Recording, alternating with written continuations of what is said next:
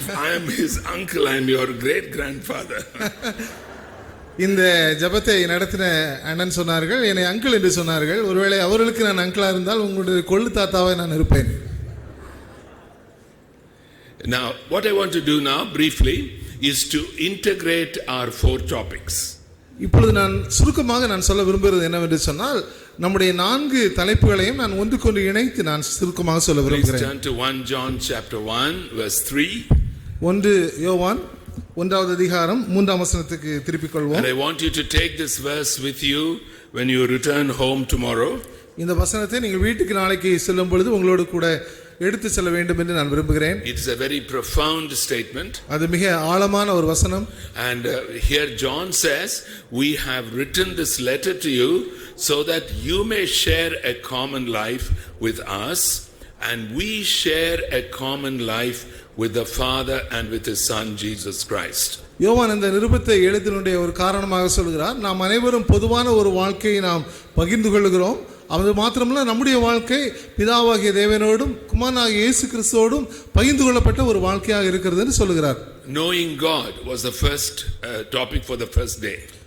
ஆண்டவரை அறிந்து கொள்ளுதல் என்ற தலைப்பு முதல் நாளுடைய தலைப்பாக இருந்தது. When we are born again by the grace of God, ஆண்டவருடைய கிருபையினாலே நாம் மறுபடியும் பிறந்த பொழுது, through the work of Christ, இயேசு கிறிஸ்துவுடைய செயல்பாட்டினாலே, in the power of the Holy Spirit, பரிசுத்த ஆவியானவருடைய வல்லமையினாலே, we are born into God's family. நாம் ஆண்டவருடைய குடும்பத்திலே நாம் பிறக்கிறோம். We are not born into a vacuum.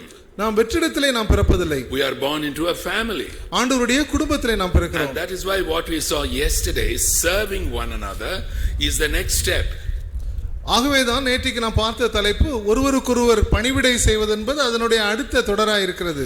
And today as we talk about the word of God, ஆண்டவருடைய வார்த்தையை குறித்து நாம் இன்று படிக்க இருக்கும் பொழுது, we begin to see that is listening to God. Again, it's a relationship.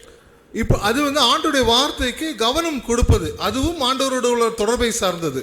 When we spend time alone with God in the morning, ஆண்டவரோடு நாம் தனியாக தினமும் காலையிலே நேரத்தை செலவு செய்யும் பொழுது, we listen to him individually. அவருக்கு தனிப்பட்ட முறையிலே நாம் அவரை கவனிக்கிறோம். But when we listen to him together this morning, இந்த காலையிலே நாம் அனைவரும் சேர்ந்து அவருக்கு கவனிக்கும் பொழுது, we are hearing him as a body of believers.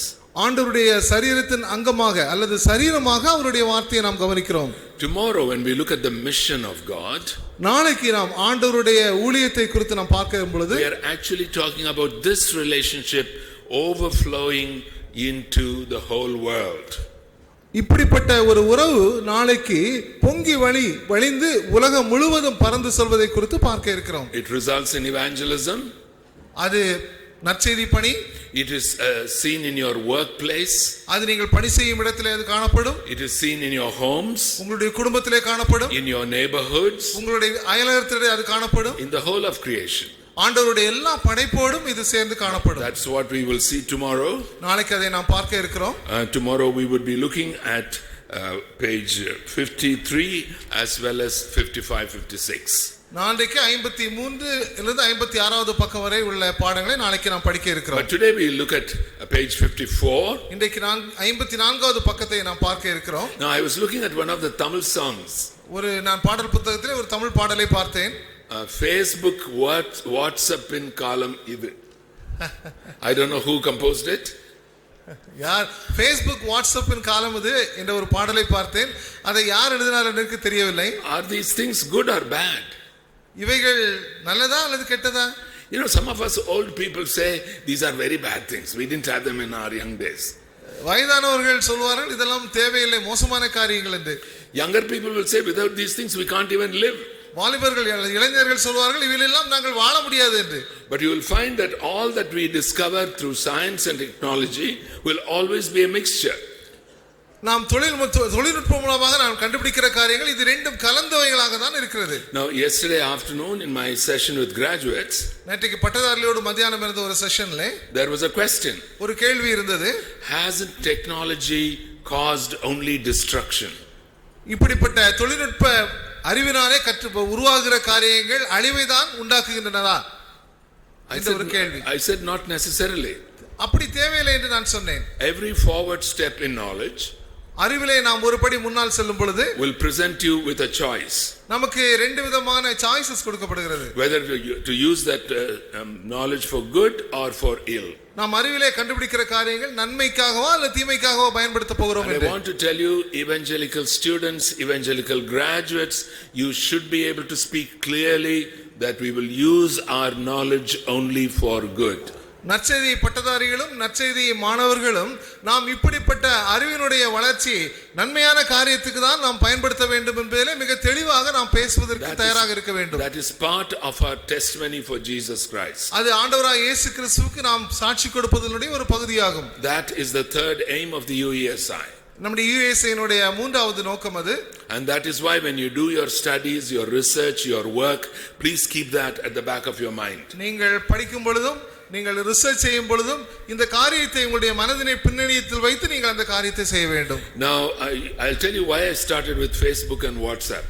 நான் ஏன் இந்த Facebook WhatsApp என்ற தலைப்பை சொல்லி நான் ஆரம்பித்தேன் என்று நான் சொல்ல விரும்புகிறேன். Because they are meant to disseminate information. அவைகள் கண்டுபிடித்ததனுடைய அடிப்படை நோக்கம் செய்திகளை பகிர்ந்து கொடுப்பதற்காக. Now if God wanted to disperse information to us, ஆண்டவர் தன்னுடைய தகவல்களை நமக்கு பகிர்ந்து கொடுக்க விரும்பும் பொழுது why did he not use Facebook and WhatsApp? ஏன் நாம் இப்படிப்பட்ட Facebookையும் WhatsAppையும் நான் பயன்படுத்த கூடாது? You know, when you come across technology, that's how you should think. டெக்னாலஜியிலே நீங்கள் புதிதாக காரியங்கள் வரும் பொழுது அப்படிதான் நீங்கள் யோசிக்க வேண்டும். This afternoon I'll be speaking to students. இன்றைக்கு மதியம் நான் மாணவர்களோடு பேச இருக்கிறேன். And I'm going to wear a t-shirt. நான் ஒரு டி-ஷர்ட்டை தான் போட்டுக்கொண்டு வருவேன். And that t-shirt says, let my people think. அந்த டி-ஷர்ட் சொல்கிறது என்னுடைய ஜனங்கள் சிந்திக்கட்டும். We don't think. நாம் யோசிக்கிறதில்லை. When we study the subjects we think. பாடங்களை படிப்பொழுது நாம் யோசிக்கிறோம். When we read the Bible we don't think so much. நாம் வேதத்தை வாசிக்கும்போது அதிக அளவு யோசிப்பதில்லை. But we never connect our studies to the scriptures. ஆனால் நாம் நம்முடைய பாடங்களையும் வேதத்தையும் நாம் சம்பந்தப்படுத்தி பார்ப்பதில்லை. That's why I thought I'll give you this example this morning. ஆகவே தான் அந்த எடுத்துக்காட்டை நான் உங்களுக்கு இந்த காலையிலே சொல்ல விரும்புகிறேன். God speaks to us through his word. ஆண்டவருடைய வார்த்தையின் மூலமாக நம்மோடு கூட பேசுகிறார். But why did he not use some of this modern technology? ஏன் அவரே இப்படிப்பட்ட மாடர்ன் டெக்னாலஜியை அவர் use பண்ணுவதில்லை? Now I'm going to give you some examples. Please stretch your mind. நான் சில எடுத்துக்காட்டுகளை நான் உங்களுக்கு சொல்ல விரும்புகிறேன். உங்கள் மனதை சற்று விரிவாக்கி பாருங்கள். When I'm speaking to you, நான் உங்களோடு கூட பேசும் பொழுது and I'm going to use some IT language. நாம் சில IT லாங்குவேஜை நான் உங்களோடு கூட பயன்படுத்த போகிறேன். I have a software in my head. என்னுடைய தலையிலே ஒரு மென்பொருள் இருக்கிறது. What I do is I encode my thoughts into words using that software. நான் என்ன செய்கிறேன் என்று சொன்னால் என்னுடைய சாஃப்ட்வேரை நான் சில என்கோட் செய்து நான் வைத்திருக்கிறேன். No, I'm encoding my thoughts into words through my software. Uncle சொல்வது எளிதாக புரியும் என்று நினைக்கிறேன். You see, people who translate for me are always in trouble. I know that. I am putting my thoughts into words using that software. என்னுடைய சிந்தனைகளை நான் வார்த்தைகளாக என்னுடைய தலையில் இருக்கிற மென்பொருளினாலே நான் உருவாக்குகிறேன் அல்லது செய்கிறேன். You listen to my words. நீங்கள் என்னுடைய வார்த்தையை கவனிக்கிறீர்கள். Do you know what you are doing? நீங்கள் என்ன செய்கிறீர்கள் தெரியுமா? You are decoding my words into your thoughts using the software in your head. நீங்கள் என்ன செய்கிறீர்கள்? என்னுடைய வார்த்தையை உங்களில் இருக்கிற சாஃப்ட்வேரை பயன்படுத்தி டீகோட் பண்ணி புரிந்து கொள்கிறீர்கள். So who puts meaning into words? வார்த்தைகளுக்கு யார் அர்த்தம் கொடுப்பது? Not the one who speaks. நான் பேசுகிற நான் அல்ல. But the one who listens. கவனிக்கிற நீங்கள் தான். I'm telling you something very important. நான் மிக முக்கியமான ஒரு காரியத்தை We சொல்கிறேன். don't even think about it. நான் அதை குறித்து யோசிப்பதில்லை. I can speak as clearly as possible. நான் மிக தெளிவாக உங்களுக்கு பேசலாம். And my brother will translate it as clearly as he can. ஒருவேளை நான் அதை முடிந்த அளவுக்கு மொழிபெயர்த்து சொல்லலாம். You are hearing those words. நீங்கள் தான் அதை கவனிக்கிறீர்கள். But finally the meaning into those words is put by you. ஆனால் அந்த வார்த்தைகளுக்கு அர்த்தம் கொடுப்பது நீங்கள் தான். You know, that's why communication becomes so complicated. ஆகவே தான் இப்படி தகவல் பரிமாற்றம் செய்வது மிக கடினமான ஒரு காரியமாக இருக்கிறது. Now what I think is the problem with Facebook and WhatsApp? WhatsApp Facebookல உள்ள பிரச்சனை என்ன என்று நான் கருதுகிறேன் என்றால் it simply gives you information. அவைகள் வெறும் தகவல் தான் தருகின்றன. I want to say something which I am sure Brother Jabba will be able to translate. Information is not knowledge. தகவல்கள் அறிவு சார்ந்த காரியங்கள் அல்ல. Knowledge is relational. அறிவு என்று சொல்வது தொடர்பை சார்ந்தது. Information does not require any relationship. இப்படிப்பட்ட தகவல் என்று சொல்வதற்கு எந்த விதமான உறவுகளும் தேவையில்லை. You have to simply upload it onto the website or to your mobile phone, wherever. நீங்கள் அதை எளிதாக நீங்கள் உங்களுடைய வெப்சைட்லயே உங்களுடைய மொபைல்ல நீங்கள் அப்லோட் பண்ணிவிட்டால் போதும். Now you begin to see why God did not use IT in order to communicate. ஆண்டவரே இந்த இன்ஃபர்மேஷன் டெக்னாலஜியை பயன்படுத்தவில்லை என்பதை இப்பொழுது நீங்கள் புரிந்து கொள்ளலாம். Because IT will give you only information. இந்த ஐடி இன்ஃபர்மேஷன் டெக்னாலஜி உங்களுக்கு தகவல்களை மாத்திரம் தான் தரும். It does not bring you into relationship. அது எந்த விதமான உறவுக்குள்ளும் உங்களை கொண்டு வராது. There was an interesting BBC radio program. BBC என்ற ஒரு ரொம்ப ஒரு உற்சாகமுள்ள ஒரு ரேடியோ புரோகிராம் உண்டு. It was called United by Space, Separated by Devices. A father and son are sitting together. தகப்பனும் மகனும் அருகிலே உட்கார்ந்து கொண்டிருக்கிறார்கள். And they've got their mobile phones. அவருடைய கையில ரெண்டு பேரும் தனித்தனியாக மொபைல் போன் They are வைத்திருக்கிறார்கள். not talking to each other. அவர் ஒருவருக்கொருவர் பேசிக்கொள்வது கிடையாது. If you go to Singapore, சிங்கப்பூருக்கு நீங்கள் சென்றால், if you go by bus or train, பஸ்லயோ அல்லது நீங்கள் ட்ரெயின்லயோ நீங்கள் சென்றால், total silence. வெறும் அமைதிதான். Nobody will speak to anybody else. யாரும் யாரோடும் பேசுவது கிடையாது. They will not even look at the beautiful sight outside. வெளியே இருக்கிற ஒரு அழகான காரியங்களை அவர் பார்ப்பது கிடையாது. They'll all be sitting with something coming down from their ears. அவருடைய காதிலே இருந்த அந்த இயர்போன் வருவதை தான் கேட்டுக்கொண்டிருப்பார்கள். They look like ETs, not LT but ETs. And you wonder what this life is all about. அதை பார்க்கும் பொழுது வாழ்க்கை என்ன என்பதை குறித்து உங்களுக்கு ஒரு கேள்விக்குறியாகிவிடும். Today I want you to see that the word of God is to bring us into a deeper relationship with God. இன்றைக்கு நான் உங்களுக்கு கற்றுக் கொடுக்க விரும்புகிற காரியம் ஆண்டவருடைய வார்த்தை அவரோடு கூட ஒரு ஆழமான உறவுக்கு நேராக உங்களை அழைத்து செல்ல விரும்புகிறேன் என்று சொல்ல விரும்புகிறேன். It of course gives you information. தகவலை கொடுப்பது அது கொடுக்கிறது நிச்சயமாக. But that information has to be translated into knowledge. அந்த தகவல்கள் அறிவு சார்ந்தவைகளாக மாற்றப்பட வேண்டும். Otherwise it will simply remain as Bible knowledge in your heads. அல்லது அது உங்களுடைய தலையிலே வெறும் வேத தகவல்களாக நின்றுவிடும். It will not make you a better disciple of Jesus Christ. அது உங்களை ஒரு நல்ல ஒரு சீஷனாக மாற்ற இயலாது. Now I'm going to give you an example. ஒரு எடுத்துக்காட்டை உங்களுக்கு சொல்ல விரும்புகிறேன். When we were students, when I was president of Madras U, நான் மெட்ராஸ்ல நான் ஸ்டூடெண்டா இருக்கும்போது மெட்ராஸ் ஐசியூக்கு பிரசிடென்டாக நான் இருந்தேன். We had some senior leaders in our mainline churches. எங்களுடைய நாங்கள் போகிற சபையிலே எங்களுக்கு சீனியர் லீடர்ஸ் இருந்தார்கள். I believe they were personally devoted to Jesus. அவர்கள் தனிப்பட்ட முறையிலே ஆண்டவர் மேல் அன்புள்ளவர்களாக இருந்தார்கள். But they did not consider the Bible to be the word of God. அவர்கள் வேதத்தை ஆண்டவருடைய வார்த்தை என்பதை நம்பவில்லை. They would say the Bible contains the word of God. வேதம் ஆண்டவருடைய வார்த்தைகள் உள்ளடக்கி இருக்கிறது என்று சொல்வார்கள். You will have to find out what is the word of God. அது என்னவென்று நீங்கள் கண்டுபிடிக்கலாம். Accept that. அதை நீங்கள் ஏற்றுக்கொள்ளுங்கள். And reject what is not the word of God for you. அதிலே உங்களுக்கு ஆண்டவருடைய வார்த்தை இல்லை என்று என்ன தெரிகிறதோ அதை நீங்கள் விட்டுவிடலாம். No, that's a very dangerous belief. அது மிக அபாயகரமான நம்பிக்கை. And that is why the evangelical organizations were formed some 150 years ago. ஆகவேதான் இந்த விதமான குழப்பங்கள் வரும்பொழுதுதான் 150 ஆண்டுகளுக்கு முன்பாக இப்படிப்பட்ட நற்செய்தி அமைப்புகள் உருவாகின. That we will take the Bible to be the word of God. ஆண்டவருடைய வார்த்தையாக முழுமையாக எடுத்துக்கொள்ள வேண்டும் என்று சொன்ன அடிப்படையிலே. So these leaders will ask us students. இந்த சபையிலே உள்ள தலைவர்கள் மாணவர்களாக எங்களிடத்தை கேட்பார்கள். A trick question. ஒரு தந்திரமான ஒரு கேள்வி. Isn't Jesus greater than the Bible? இயேசு கிறிஸ்து வேதாகமத்தை விட பெரியவரா?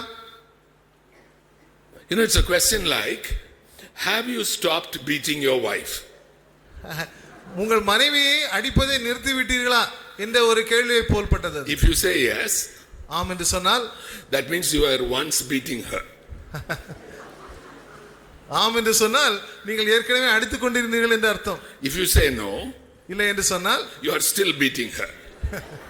இன்னும் அடித்துக் கொண்டிருக்கிறீர்கள் என்று அர்த்தம். Isn't Jesus greater than the Bible? இயேசு கிறிஸ்து வேதாகமத்தை விட பெரியவரா? If you say yes, ஆம் என்று சொன்னால், they will say, why do you take the Bible so seriously? அப்படி என்று சொன்னால் வேதத்தை ஏன் நீங்கள் இவ்வளவு சீரியஸா எடுக்க வேண்டும்? If you say no, the Bible is greater than Jesus, வேதம் இயேசு கிறிஸ்துவை விட பெரியது என்று நீங்கள் சொன்னால், they will say you are worshippers of a book, you are not worshipping a person. நீங்கள் ஒரு புத்தகத்தை தான் நீங்கள் வணங்குகிறீர்கள், ஒரு நபரை நீங்கள் வணங்கவில்லை என்று சொல்வார்கள். This is how we were trained as students. இப்படிதான் நாங்கள் மாணவர்களாக பயிற்றுவிக்கப்பட்டோம். Put your brains to work. உங்களுடைய மூளையை நீங்கள் பயன்படுத்துங்கள். You know what we youngsters used to ask them? வாலிபர்களாகிய நாங்கள் அவருக்கு என்ன கேட்போம் தெரியுமா? What do you know about Jesus which is not in the Bible? இயேசு கிறிஸ்துவை பற்றி வேதத்தில் இல்லாத, without upholding the other. நீங்கள் ஒன்றை உயர்த்தி மற்றதை தாழ்த்தி காட்ட இயலாது. Please remember that. அதை நீங்கள் ஞாபகம் வைத்துக் கொள்ளுங்கள். All religions have holy books. எல்லா மதங்களுக்கும் அவர்களுக்குரிய மத சம்பந்தமான புத்தகங்கள் உண்டு. Our Muslim friends have the Quran. முஸ்லிம் நண்பர்களுக்கு குர்ஆன் இருக்கிறது. Our Hindu friends have the Vedas and more recently the Bhagavad Gita. அவர்களுக்கு நம் இந்து நண்பர்களுக்கு வேதாஸ் உண்டு. சமீபத்தில் பகவத்கீதையும் அதோடு சேர்த்து விட்டார்கள்.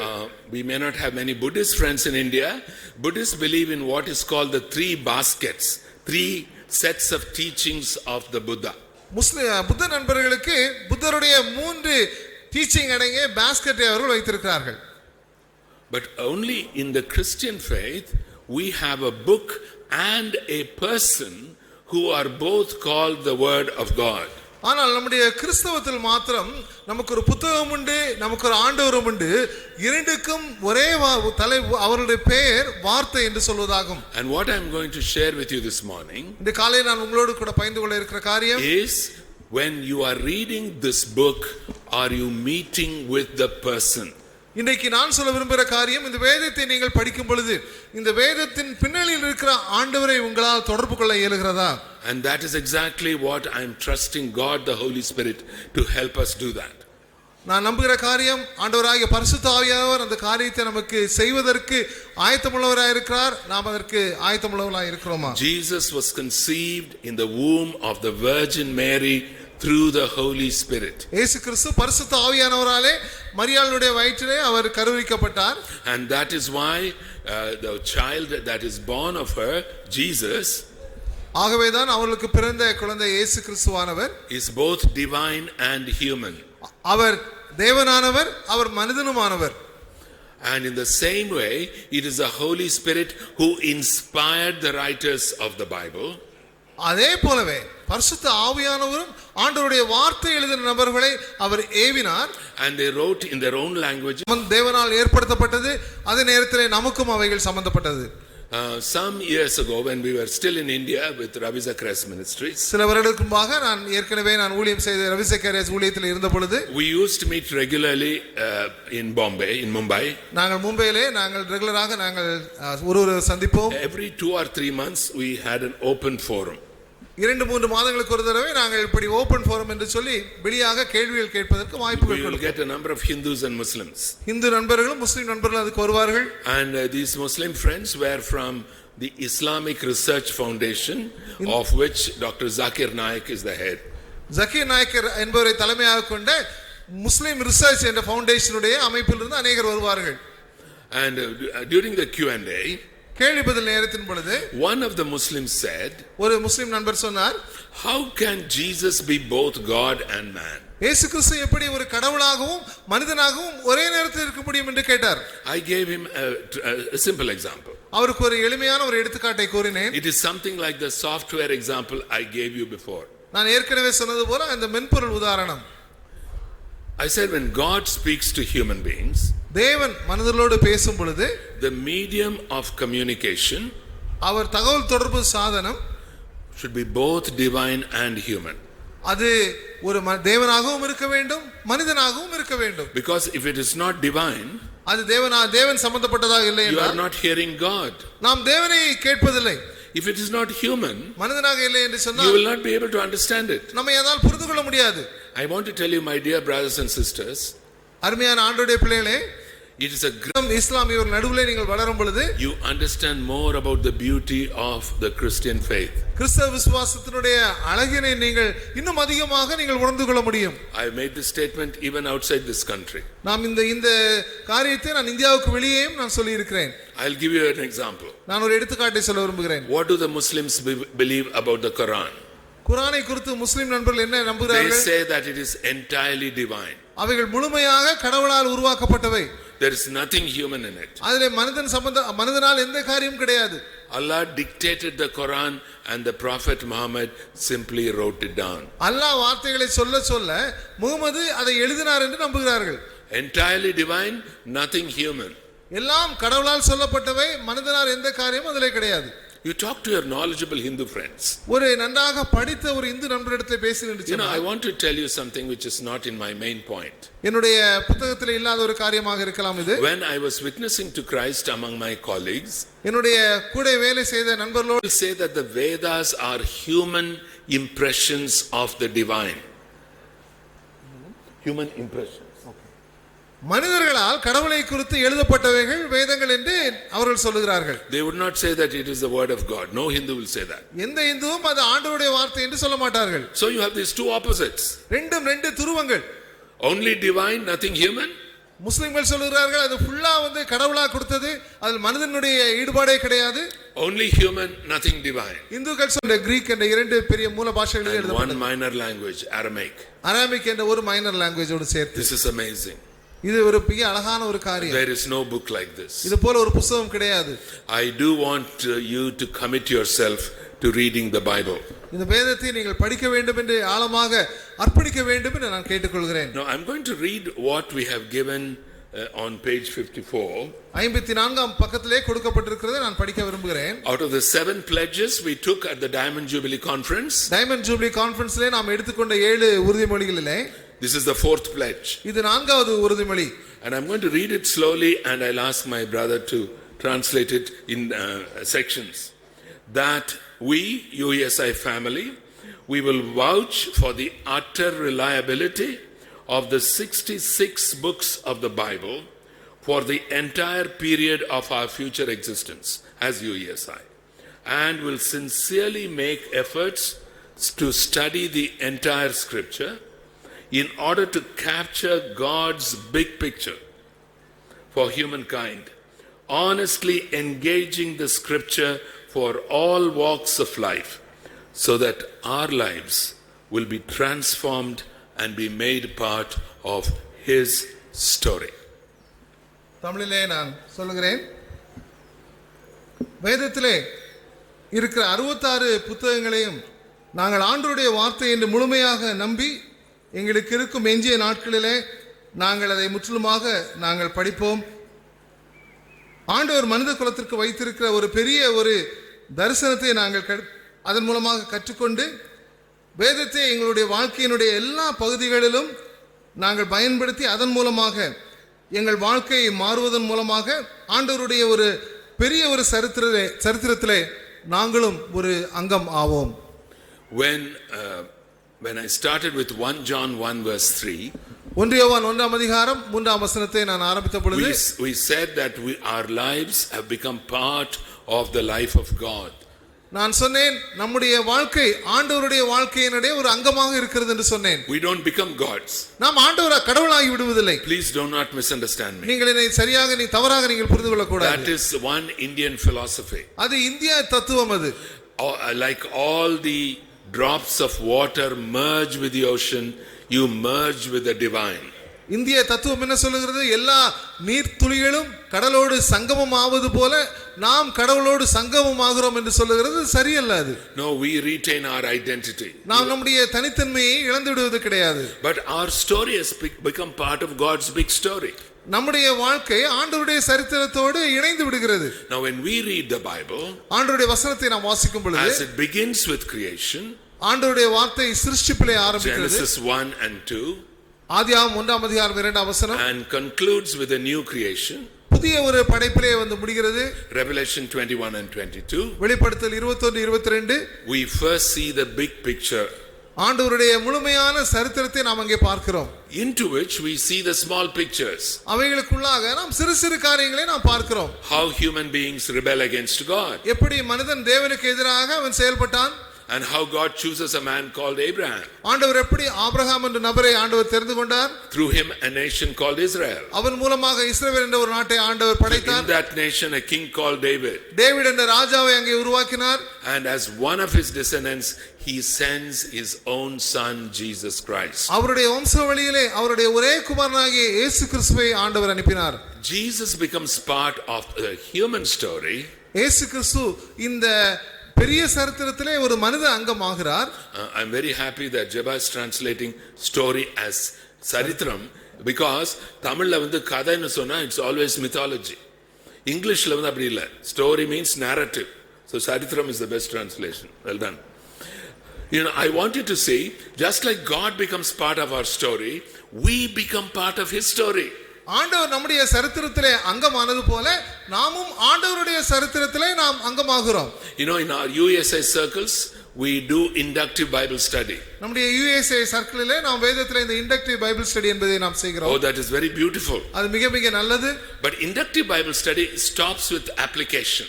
ஆனால் அதிலே ஒரு காரியம் என்னவென்று சொன்னால் அதை அப்ளிகேஷன் என்ற ஒரு பகுதி நம்முடைய வாழ்க்கைக்கு சம்பந்தப்படுத்தி அதோடு நாம் நிறுத்தி விடுகிறோம். In other words, we reduce the Bible purely to principles. நாம் அதிலே செய்கிற ஒரு தவறான ஒரு காரியம் என்று சொன்னால் வேதத்தை வெறும் அடிப்படை சொல்லிக் கொடுக்கிற காரியங்களாக நாம் நிறுத்தி விடுகிறோம். அது தவறல்ல. We limit it. We limit it to principles. நாம் அதை வெறும் அடிப்படையை சொல்லிக் கொடுக்கிற காரியமாக நாம் நிறுத்தி விடுகிறோம். When you share Christ with your Hindu friends, what is a normal response that you get? உங்களுடைய இந்து நண்பரிடத்திலே நீங்கள் ஆண்டவரை குறித்து சாட்சி கொடுக்கும் பொழுது அவர்கள் உங்களுக்கு என்ன சொல்கிறார்கள்? All religions are the same. எல்லா மதங்களும் ஒன்று என்று சொல்வார்கள். இல்லையா? Why do they say that? ஏன் அப்படி சொல்கிறார்கள்? Because if you only stop at moral principles, all religions do look similar. Moral அடிப்படைகளை நாம் நிறுத்தி விட்டோம் என்று சொன்னால் எல்லா ரிலிஜனும் அதை தான் சொல்கிறது. Of course, the Bible gives you higher standards than other religions. மற்ற சமயங்களை காட்டிலும் வேதம் ஒரு உயர்ந்த ஒரு தரத்தை நிர்ணயிக்கிறது. But if it gives you only principles, வெறும் வாழ்க்கை அடிப்படைகளை மாத்திரம் கொடுத்தால் it is not going to help you. அவைகளுக்கு எந்த வகையிலும் உங்களுக்கு உதவி செய்ய போவதில்லை. Because principles are outside of you. இந்த அடிப்படைகள் நம்முடைய வாழ்க்கைக்கு வெளியே இருக்கிற காரியங்கள். They are like New Year resolutions. புதிய வருஷத்திலே நாம் தீர்மானம் எடுப்போம் அல்லவா, அவை போல. They are very good. நல்லது. But very often we break those resolutions. ஆனால் நாம் பல நேரங்களிலே அவைகளை உடைத்து போட்டு விடுகிறோம். Because we know that principles cannot change you. அடிப்படைகள் நம்முடைய வாழ்க்கைகளை மாற்றிவிட முடியாது என்பது நமக்கு தெரியும். Only a person can change you. ஒரு நபர் தான் நம்முடைய வாழ்க்கையை மாற்ற முடியும். And that is why Jesus is the word of God as well as the Bible. ஆகவேதான் ஆண்டவர் வார்த்தை, அதே போல அவருடைய புத்தகமும் அவர்தான். And that transformation takes place only because of how the Holy Spirit takes the Bible and prints Jesus' image on our hearts.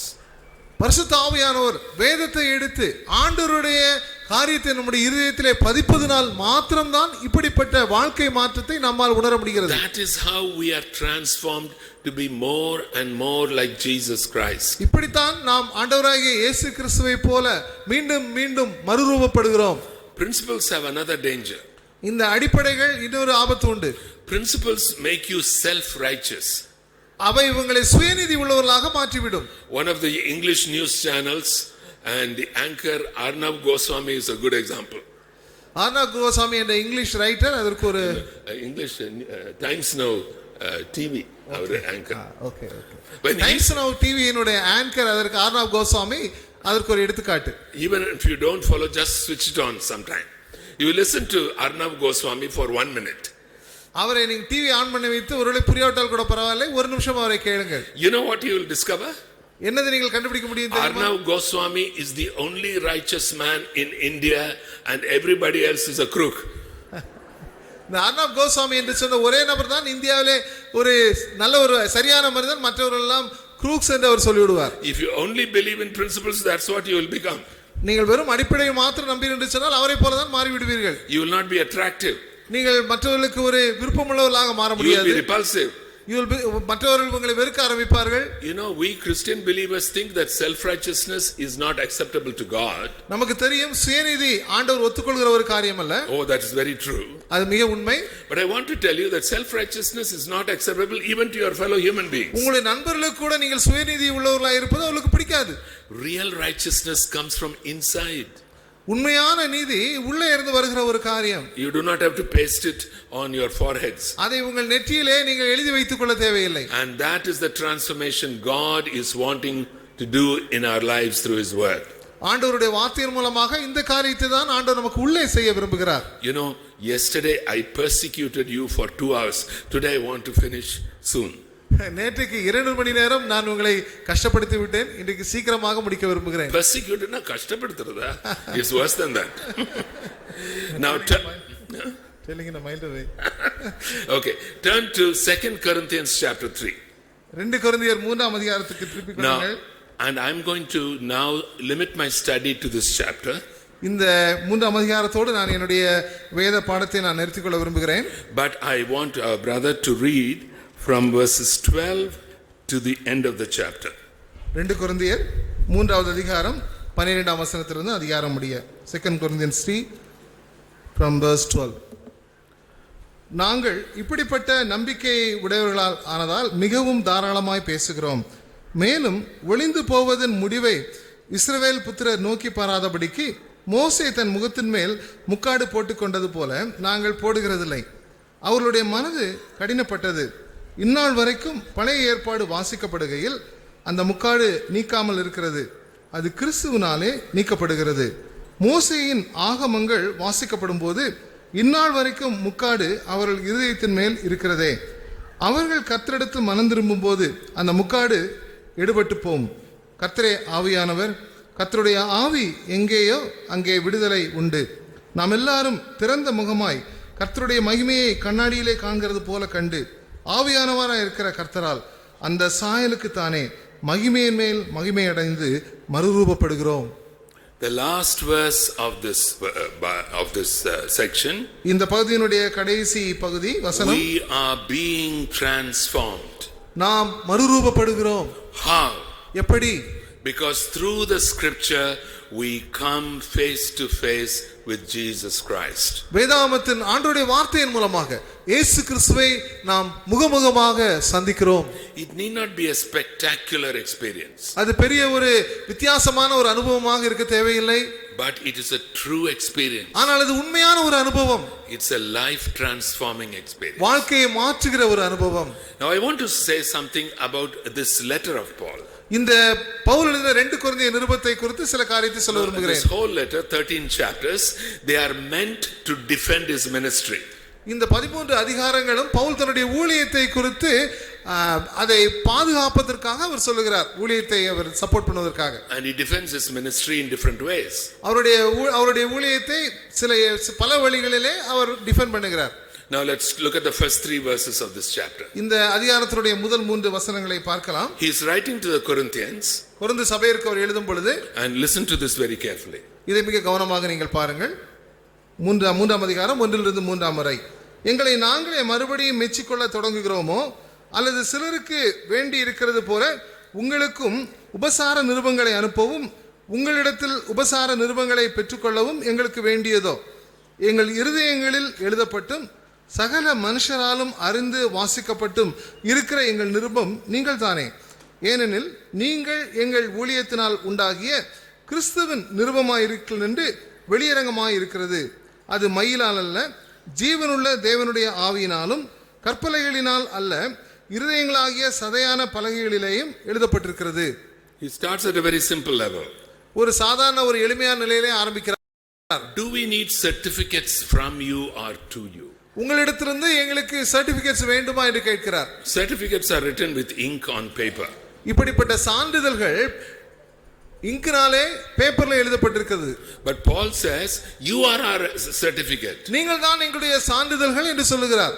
Not written on tablets of stone like the 10 commandments. 10 கட்டளைகளைப் போல அவைகள் கற்பனைகளே எழுதப்பட்டவைகள் அல்ல, but they are written by the Spirit of the living God அவைகள் ஜீவனுள்ள தேவனால் எழுதப்பட்டவைகள். on the tables of your hearts. உங்களுடைய இருதயமாகிய பலகையிலே அவைகள் எழுதப்பட்டவைகள். That is a beautiful way of communicating. அது மிக அழகான வழியிலே அவர் இதை சொல்லுகிறார். You know, WhatsApp can communicate only words.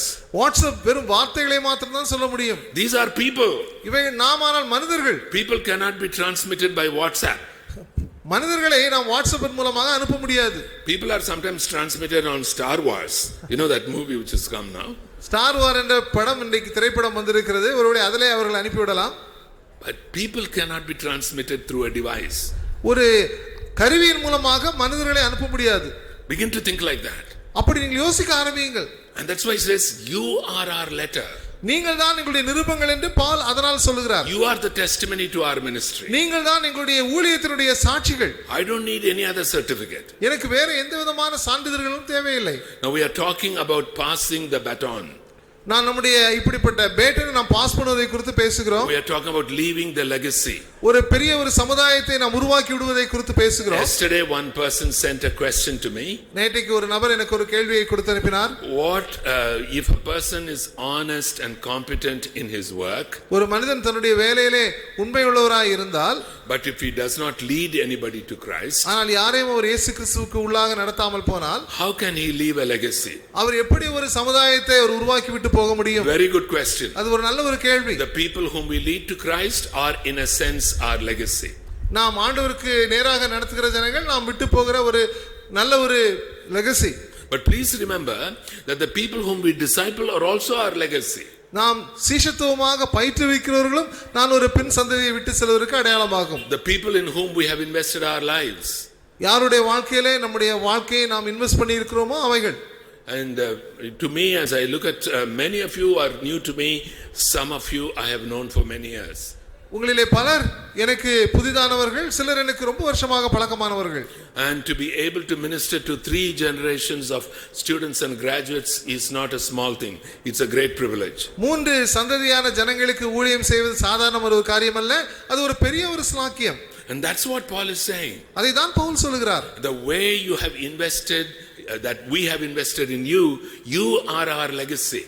நாங்கள் உங்களுடைய வாழ்க்கையில இந்த அளவுக்கு எங்கள் வாழ்க்கையை நாங்கள் மூலதனம் செய்திருக்கிறோம், நீங்கள் தான் எங்களுடைய வருங்காலம். Now, I'm a civil engineer. நான் ஒரு சிவில் இன்ஜினியர்.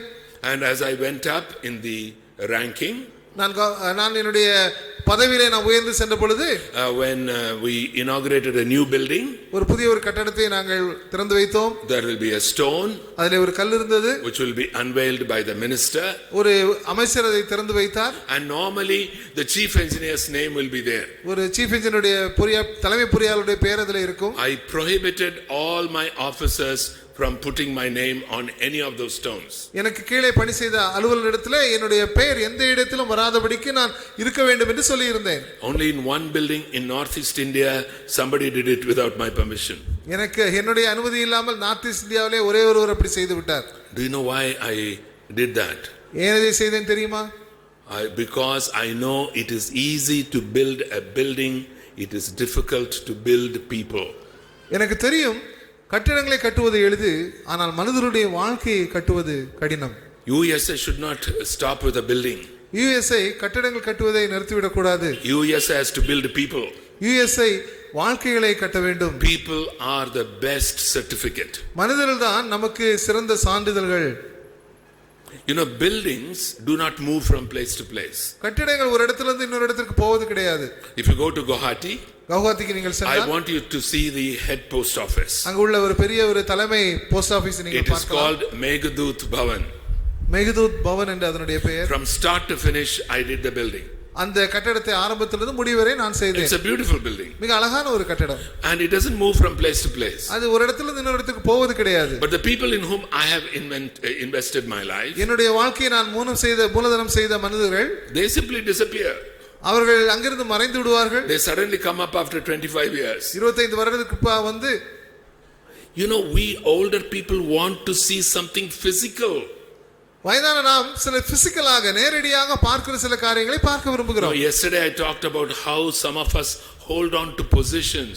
நேற்றுக்கு நான் பதவிகளை நாம் எப்படி நாம் பிடித்து வைத்துக் கொள்கிறோம் என்பதை குறித்து நான் நேற்றுக்கு சொன்னேன். President, chairman, secretary. President, chairman, secretary என்ற பதவிகளை. In the same way we build organizations, but we do not build people. இப்படித்தான் நாம் அமைப்புகளை உருவாக்கி வைத்து பிடித்துக் கொள்கிறோம், ஆனால் வாழ்க்கைகளை கட்டுவது கிடையாது. Organizations without people will collapse. அமைப்புகள், மனிதர்கள் இல்லாமல் அமைப்புகள் இருந்தால் அவைகள் திடீரென்று ஒரு நாள் இடிந்து விழுந்து விடும். God wants to build us people. ஆண்டவர் ஜனங்களை தான் கட்ட விரும்புகிறார். Paul did not have any organization. பவுலுக்கு எந்த அமைப்புகளும் கிடையாது. He wrote simple letters. Today what we call the word of God were simple letters that he wrote. பால் நாம் கரைத்திலே பெற்றிருக்கிற சாதாரண கடிதங்களை தான் அவர் எழுதினார். And he did not sit in an air conditioned building using Microsoft Word. No. அவர் இப்படிப்பட்ட குளிர்சாதன அறைகளிலே இருந்து MS Word-ஐ பயன்படுத்திக் கொண்டு இருக்கவில்லை. With one hand tied in a chain, with the other hand he wrote big letters because his eyesight was bad.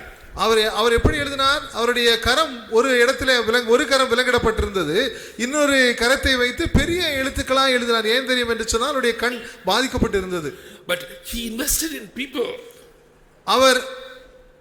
He invested. அவர் மனிதனுடைய வாழ்க்கையிலே அவர் மூலதனம் செய்தார். In 1 Corinthians chapter 3, 1 கொரிந்தியர் 3ஆம் அதிகாரத்திலே he says you have many teachers but you do not have many fathers. அநேக ஆசிரியர்கள், உபாத்தியார்கள் இருக்கார்கள், தகப்பன்மார் இல்லை என்று சொல்கிறார். Because in Christ I have given you birth through the gospel. சுவிசேஷத்தின் மூலமாய் நான் உங்களை குழந்தைகளாக நான் பெற்றெடுத்தேன் என்று சொல்கிறார். My dear senior graduate friends, please take this message with you. Senior graduates ஆகி நீங்கள் இந்த செய்தியை என்னிடத்தில் எடுத்து செல்லுங்கள். We have to invest in people. நாம் மனிதனுடைய வாழ்க்கையிலே நாம் மூலதனம் செய்ய வேண்டும். Please don't misunderstand me. என்னை நீங்கள் தயவு செய்து தவறாய் புரிந்து கொள்ள வேண்டாம். I'm not saying organizations are bad.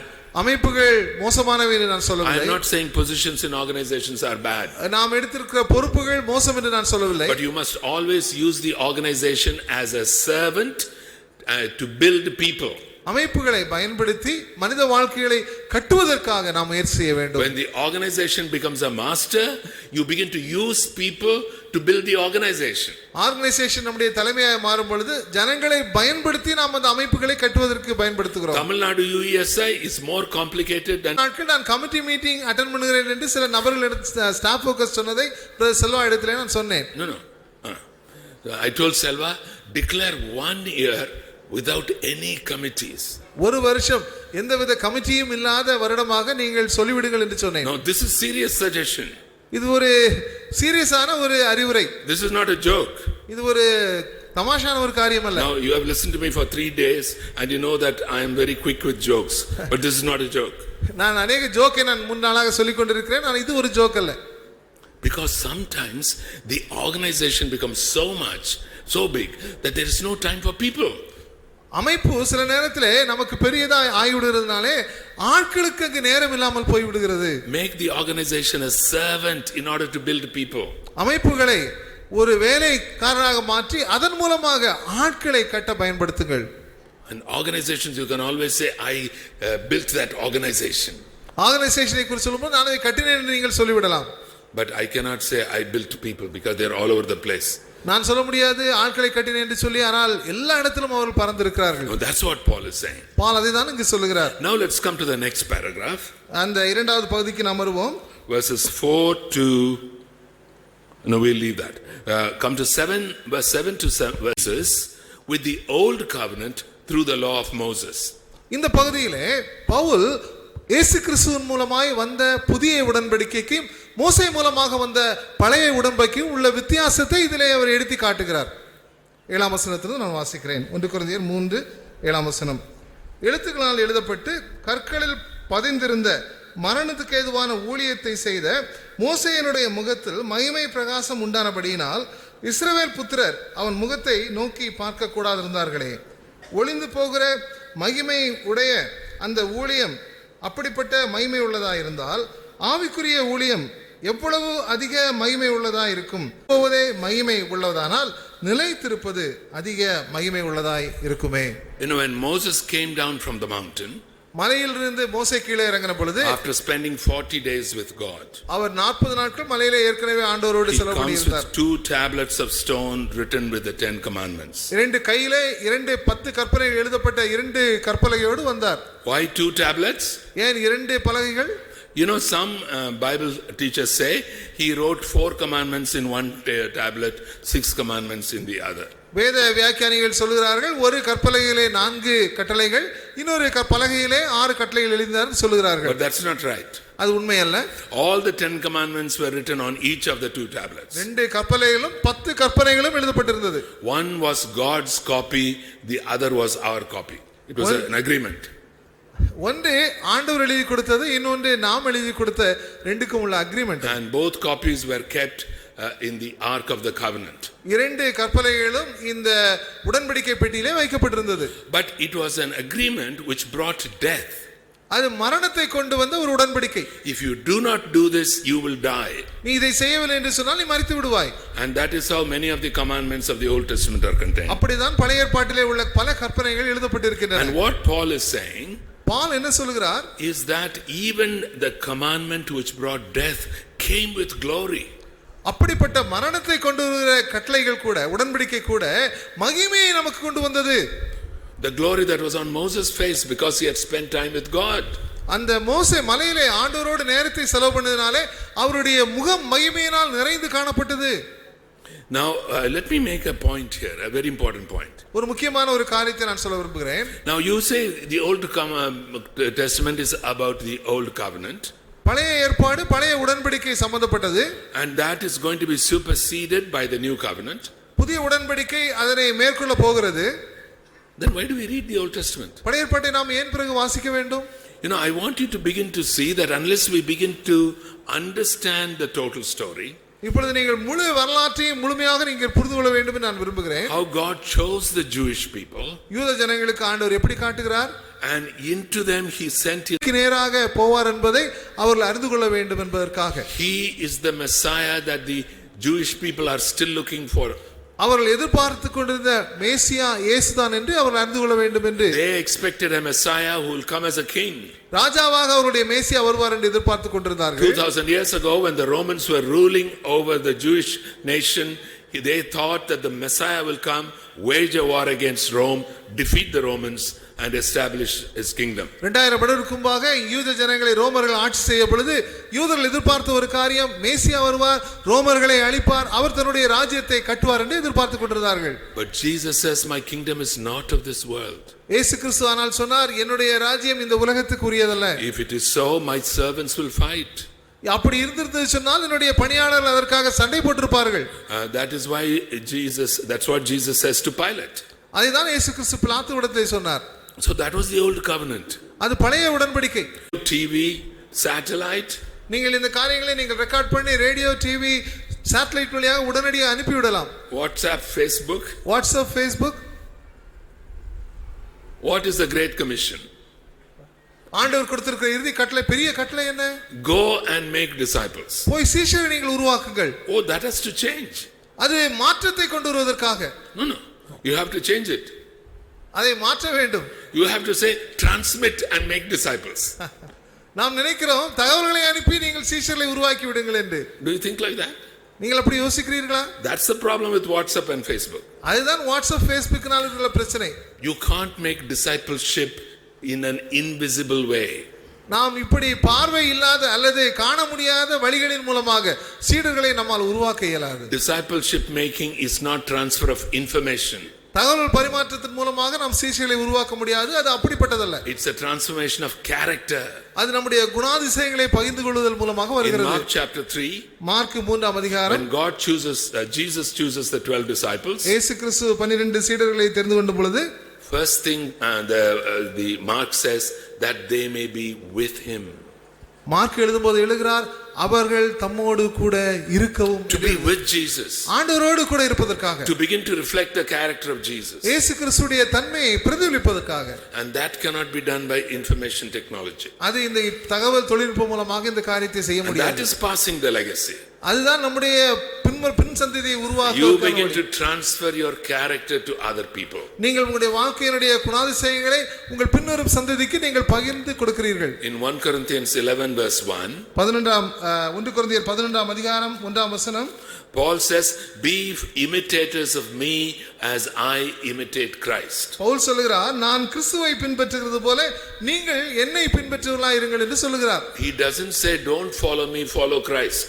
என்னை கிறிஸ்துவை பின்பற்றுங்கள், என்னை பின்பற்ற வேண்டாம் என்று அவர் சொல்லவில்லை. We have no such option. அவருக்கு அப்படிப்பட்ட ஒரு வாய்ப்பே இல்லை. You follow me as I follow Christ. நான் கிறிஸ்துவை பின்பற்று போல நீங்கள் என்னை பின்பற்றுங்கள் என்று எழுதுகிறார். Discipleship is transfer of character, not of information only. சீஷத்துவம் அல்லது சீஷலை உருவாக்கு என்பது சொல்வது குணங்கள் பகிர்ந்து கொள்ளப்படுதல், இன்ஃபர்மேஷனை மாத்திரமல்ல. So please do not go back to the old way of understanding information. தகவல்களை நீங்கள் ஏற்கனவே ஜனங்கள் புரிந்தது போல நீங்கள் புரிந்து கொள்ளக்கூடாது. It was written on tablets of stone. அவைகள் கற்பனைகளே எழுதப்பட்டவைகள். And when you come to the 21st century, 21ஆம் நூற்றாண்டில் நீங்கள் வரும் பொழுது it is all in electronics. இன்றைக்கு எல்லாம் டிஜிட்டல் எலக்ட்ரானிக்ஸ் ஃபார்முக்கு வந்து விட்டது. No, I'm not saying it is wrong. அவைகள் தவறு என்று நான் சொல்லவில்லை. It should only be a medium, one of the media. It is not the central thing. அவைகள் தகவல் பரிமாற்றம் செய்வதற்கு பயன்படும் ஒரு சாதனம். Don't substitute for your involvement personally.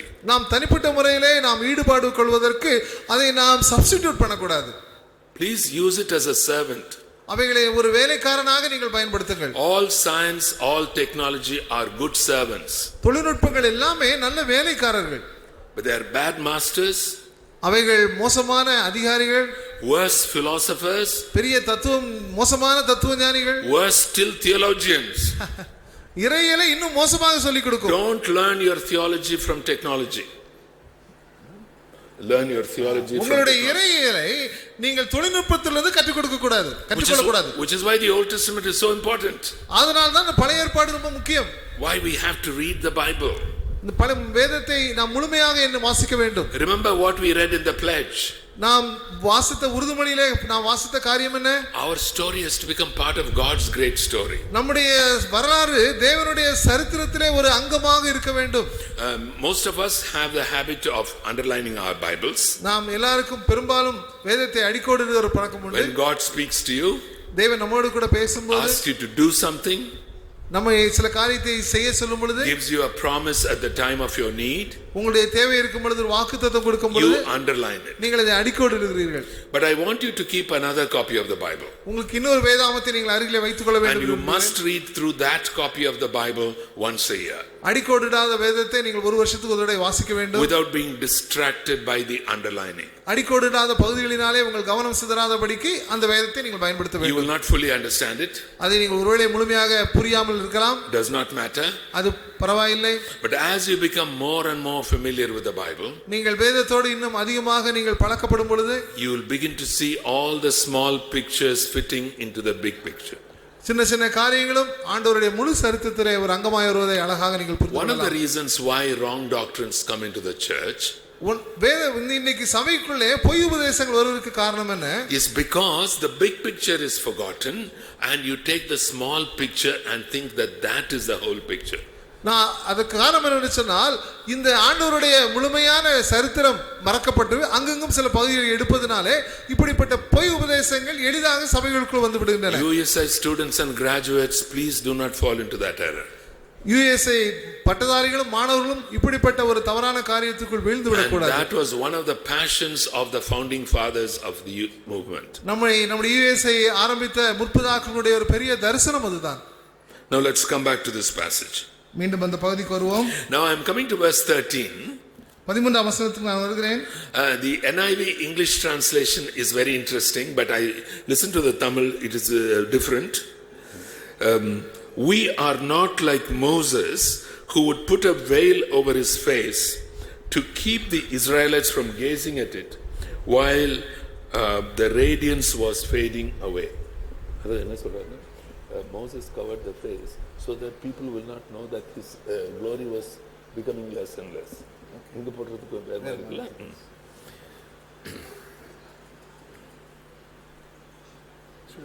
Yeah. You translate it this way. Verse 13.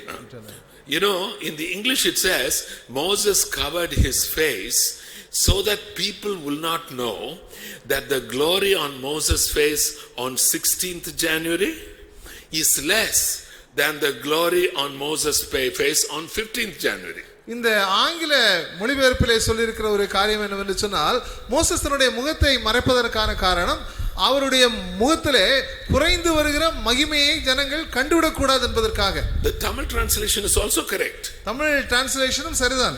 It says that the old covenant was passing away. பழைய உடன்படிக்கை மறைந்து கொண்டே வருகிறது. And that is why his glory had to be covered. ஆகையால் அவருடைய மகிமை மூடப்பட வேண்டும் என்று சொல்லி. You can take it both ways. ரெண்டையும் நாம் இப்ப எடுத்துக்கொள்ளலாம். But now that you know me somewhat as a person, என்னை ஒரு நபரை நீங்கள் சற்றே கூட புரிந்து கொண்டிருக்கிறபடியால் I imagine a conversation in heaven between Moses and Paul. பரலோகத்திலே மோசேக்கும் பவுலுக்கும் இடையே நடக்கிற ஒரு கற்பனை கான்வர்சேஷனை நான் யோசிக்கிறேன். Moses is asking Paul, மோசே பவுலிடத்தில் கேட்கிறார், what do you mean by this verse 15? 15ஆம் வசனத்தை குறித்து நீங்கள் என்ன நினைக்கிறீர்கள்?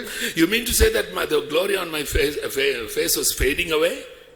நீங்கள் இப்படி எழுதும்போது என்னுடைய முகத்திலே இருந்த மகிமை குறைந்து கொண்டு போய் கொண்டிருக்கிறது என்று எண்ணினீர்களா? But you know, that's quite true. அது உண்மைதான். Because after this occurred, they were wandering in the wilderness for 40 years.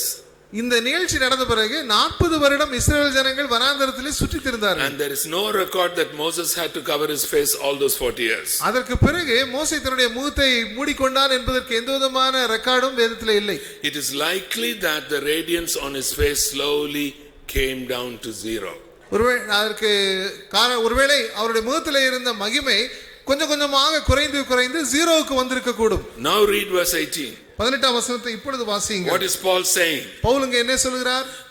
The glory on our face is an ever increasing glory. நம் முகத்திலே இருக்கிற மகிமை கூடிக்கொண்டே இருக்கிறது என்று சொல்கிறார். The glory on Moses' face was an external glory. மோசேசுடைய முகத்திலே இருந்த மகிமை வெளிப்படையாக இருந்த ஒரு மகிமை. The glory on our faces has to be an internal glory. நம்முடைய முகத்திலே இருக்கிற மகிமை உள்ளே இருக்கிற ஒரு மகிமை.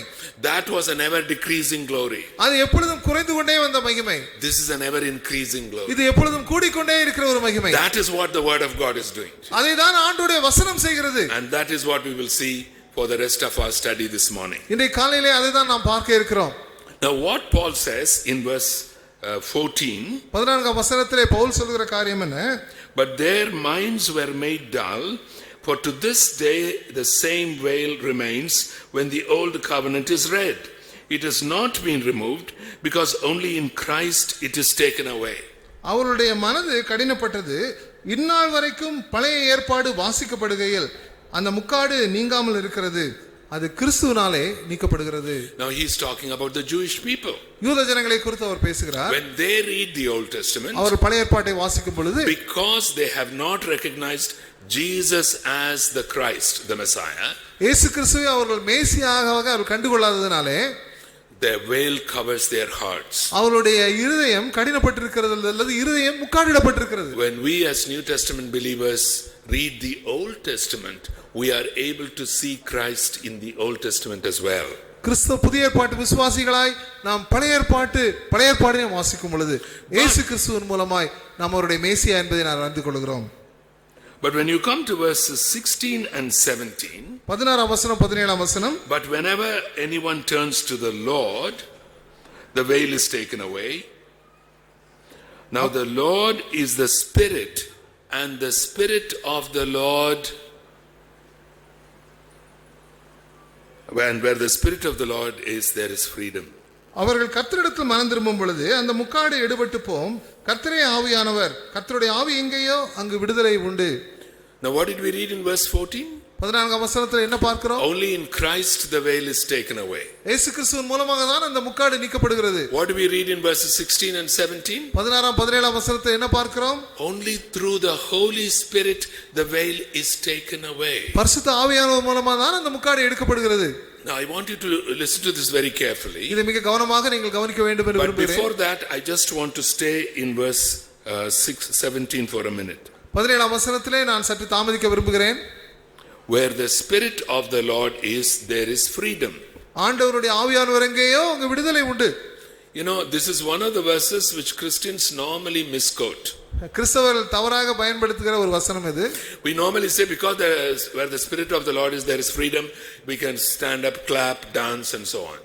கிறிஸ்துவனுடைய ஆவியானவர் இருப்பதனால எங்க விடுதலை உண்டு, நாம் விரும்பினது போல் டான்ஸ் ஆடலாம், எழும்பி நின்று எல்லாம் செய்யலாம் என்று சொல்லிக் கொண்டிருக்கிறோம். Please do that, but don't quote this verse. நீங்கள் செய்யுங்கள், ஆனால் இந்த வசனத்தை அதற்கு சம்பந்தப்படுத்தாதீர்கள். Because Paul is saying something else. Pavul சொல்கிறது வேற ஒரு காரியம். I'll give you a good example. நான் ஒரு எடுத்துக்காட்டு சொல்கிறேன். For some years we lived in Singapore. சில வருடங்களாக நான் Singapore is a rich country. Singapore ஒரு பணக்கார நாடு. And it is a strict country. அது மிக அதிக சட்டதிட்டங்கள் நிறைந்த நாடு. In their expressways you cannot drive above 90 kilometers an hour. அவர்களுடைய வேகமாக செல்கிற பாதைகளிலே 90 கிலோமீட்டருக்கு மேலே நீங்கள் ஓட்ட முடியாது. But because they are very rich people, they have very powerful cars. அவர்கள் அதிக பணக்காரர்களாக இருப்பதனாலே மிக பவர்ஃபுல்லான கார்ஸ் அவரிடத்தில் உண்டு. You know what they do? அவர் என்ன செய்வார்கள் தெரியுமா? They cross the border into Malaysia. அவர் மலேசியா நாட்டை தாண்டி மலேசியாக்குள் கடந்து போவார்கள். Malaysia is not a strict country. அது ரொம்ப கடினமான நாடு கிடையாது. And there you can drive up to 110 kilometers. அங்க 110 கிலோமீட்டர் வரை நீங்கள் ஓட்டலாம். But if you drive into Singapore to Malaysia, நீங்கள் மலேசியாக்குள்ளே நீங்கள் போகும் பொழுது you will see Singapore cars going past you at something like 200 kilometers an hour. ஆனால் அங்கே செல்லும் பொழுது நீங்கள் சிங்கப்பூர் கார் 200 கிலோமீட்டருக்கு மேலே போவதை நீங்கள் பார்க்க முடியும். Why did they obey the rule in Singapore? சிங்கப்பூர்ல ஏன் அவர்கள் கட்டளைகளை அவர்கள் பின்பற்றுகிறார்கள்? Because you would be punished. அங்கே உங்களுக்கு பனிஷ்மென்ட் உண்டு. You would be fined. உங்களுக்கு அங்கே ஃபைன் போடுவார்கள். That's why Singapore is called a fine city. ஆகவே தான் சிங்கப்பூர் ஃபைன் சிட்டி என்று சொல்கிறார்கள். But that is obedience under pressure. வற்புறுத்தலினால் வருகிற கீழ்ப்படிதல். These days some of our Hindutva friends say, நம்முடைய இந்து நண்பர்கள் இப்பொழுது சொல்கிறார்கள், Hindutva Hindu. Okay, sorry. What they say is many thousands of years ago we were flying spacecraft. ஆயிரக்கணக்கான வருஷத்துக்கு முன்பாகவே நாங்கள் வானத்திலே வான ஊர்திகளை நாங்கள் அனுப்பிவிட்டோம். My question to them, நான் அவர்களுக்கு கேட்க விரும்பும் கேள்வி, in those days did we stop at red lights when there was no policeman? You understand? Did we stop at traffic lights when there was no policeman? Policeman இல்லாம இருக்கும் பொழுது அப்போது நாம் சிவப்பு விளக்குகளிலே நம் வாகனங்களை நிறுத்தி விடுவோமா? You know, I want to tell you, red light traffic is a good indicator of a country's ethics. இந்த சிவப்பு விளக்கு ஒரு நாட்டினுடைய நெறிமுறைகளுக்கு சிவப்பு விளக்கு ஒரு நல்ல ஒரு அடையாளம். When people approach a red light, சிவப்பு விளக்குகளை ஜனங்கள் சேரும் பொழுது they don't look at the light. அவர்கள் வெளிச்சத்திலே சிவப்பு விளக்கை பார்ப்பதில்லை. They look at whether there is a policeman. விளக்கை பார்க்காமல் போலீஸ் இருக்கிறதா என்று தான் பார்ப்போம். If there is no policeman, you can go through. Police இல்லை என்று சொன்னால் அப்படியே போய்விடலாம். உண்டு. In the new commandment you are free. ஆனால் புதிய ஏற்பாட்டிலே அல்லது புதிய உடன்படிக்கையிலே நீங்கள் விடுதலை உள்ளவர்கள். You obey freely. நீங்கள் விடுதலையோடு நீங்கள் ஆண்டவருக்கு கீழ்ப்படிவீர்கள். You stop at red lights even when there is no policeman. சிவப்பு விளக்கிலே போலீஸ்காரர் இல்லை என்றாலும் நீங்கள் நிறுத்துவீர்கள். I'm going to use two English words. Let's see how Java translates it. You know, when you obey because of pressure, that is conformity. Conformity. Oh. You are forced to conform. நீங்கள் சிவப்பு விளக்கை பார்க்கும் பொழுது நீங்கள் நிறுத்தீர்கள் என்று சொன்னால் policeman இருக்கிறதுனால நீங்கள் வாகனத்தை நிறுத்துவீர்கள் என்று சொன்னால் நீங்கள் that is conformity. நீங்கள் அந்த கட்டளைகளுக்கு கீழ்ப்படிகிறீர்கள். It is externally imposed on you. மேலும் நீங்கள் வெளிப்படையாக உங்கள் மேல் அவைகள் அழுத்தப்படுகின்றன. But when you stop at red lights even without looking where there's a policeman, நீங்கள் சிவப்பு விளக்கிலே யாருமே இல்லாமல் இருக்கும் பொழுது வாகனத்தை நிறுத்தினால் that is transformation. அது உங்கள் உள்ளார வந்திருக்கிற ஒரு மாற்றத்தின் அடிப்படையில், that is inward. அது உள்ளே நடந்திருக்கிற ஒரு காரியம். That is free. அதுதான் நீங்கள் விடுதலையை செய்யறது. That is the difference. அதுக்கு வித்தியாசம் உண்டு. You know, when you go from this conference, நீங்கள் இந்த மாநாட்டை விட்டு வெளியே போகும் பொழுது, if you really want to see your life being transformed, உங்களுடைய வாழ்க்கை உண்மையாக மாற்றப்பட்டிருக்கும் என்று அறிந்து கொள்ள விரும்பினால், you must see whether the change is occurring on the inside. மாற்றங்கள் உள்ளிருந்து வருகின்றனவா என்று நீங்கள் பார்க்க வேண்டும். Don't look at what other people are doing. மற்ற ஜனங்கள் என்ன செய்கிறார்கள் என்று நீங்கள் பார்க்க தேவையில்லை. Don't look at even what other Christians are doing. மற்ற கிறிஸ்தவர்கள் என்ன செய்கிறார்கள் என்று கூட நீங்கள் பார்க்க தேவையில்லை. I told one Chennai auto driver once, சென்னையில இருந்த ஒரு சகோதரத்தில் நான் சொன்னேன், either you charge me according to the meter or you remove the Bible verse. Or you remove the Bible verse.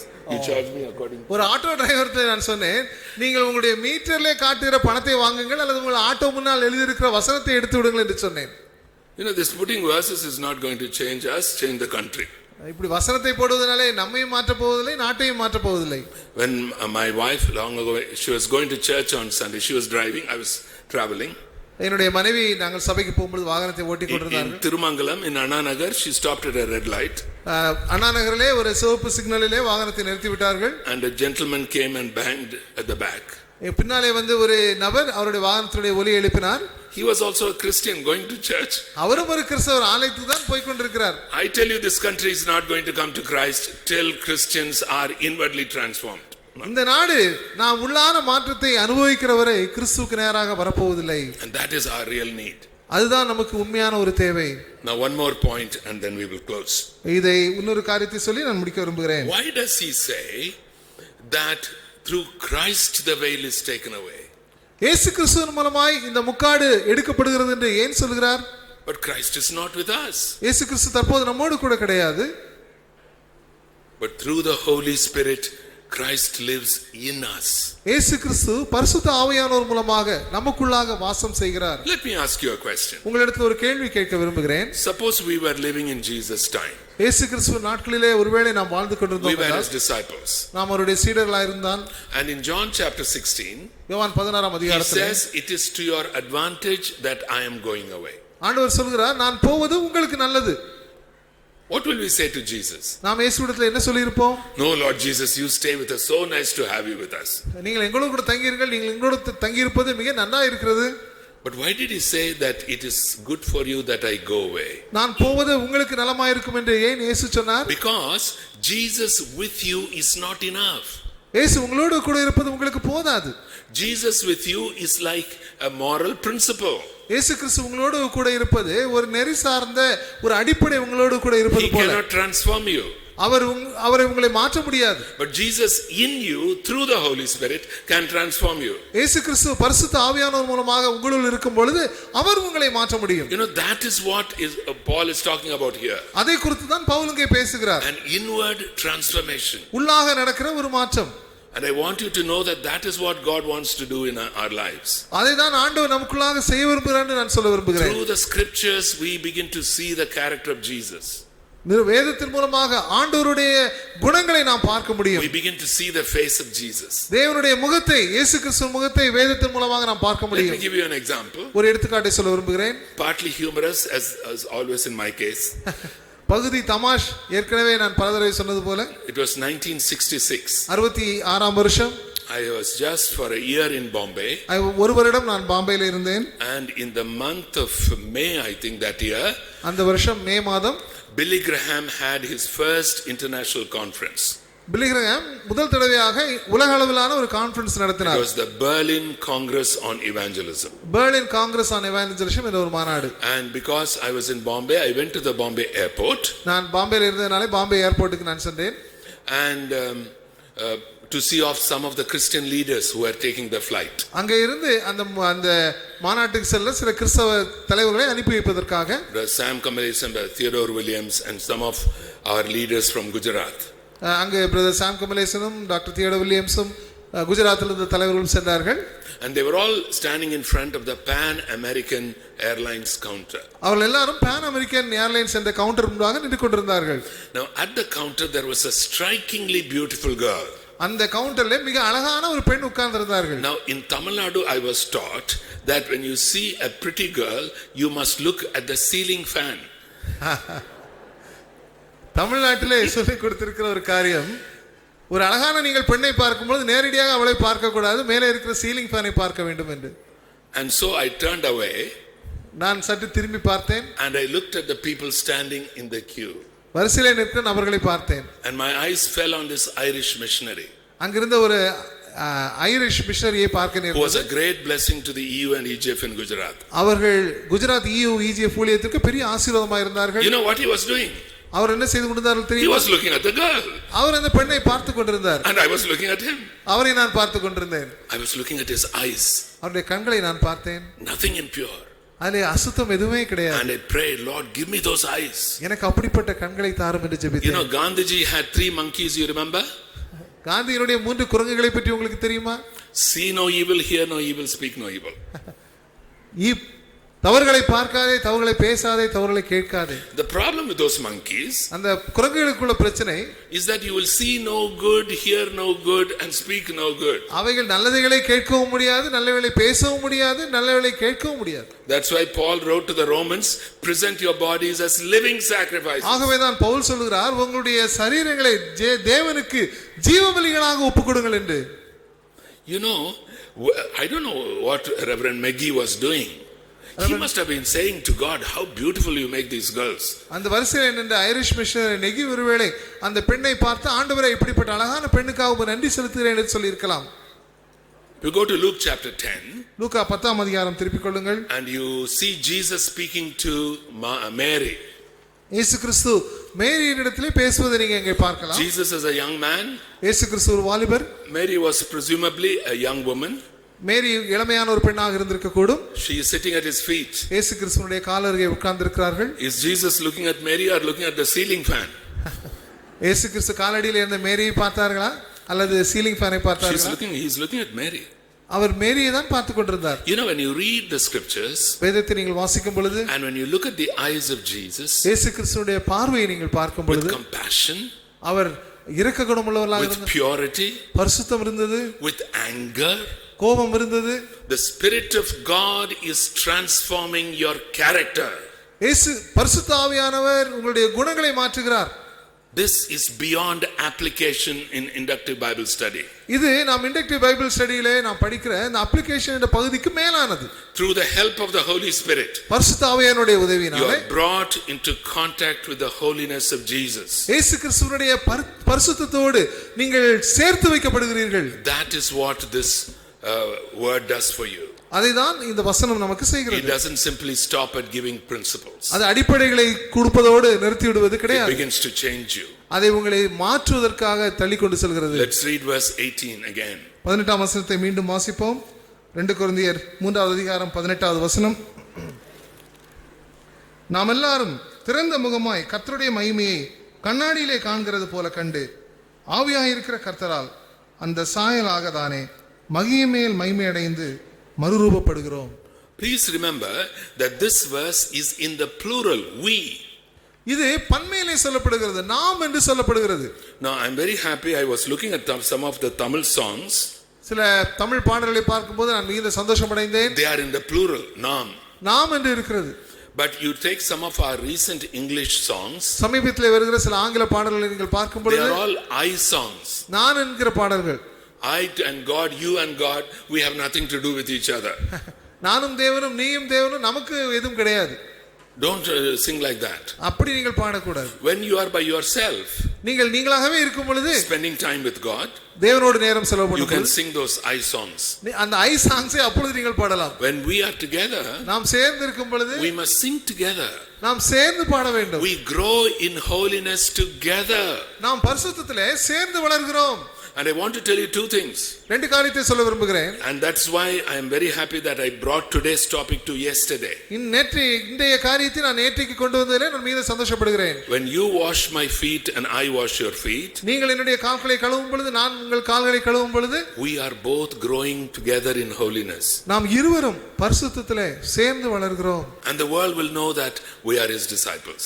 உலகம் அப்படி நம்மை பார்க்கும் பொழுது நாம் ஆண்டவருடைய சீடர்கள் என்பதை அறிந்து கொள்ளும். We also grow together because of another reason.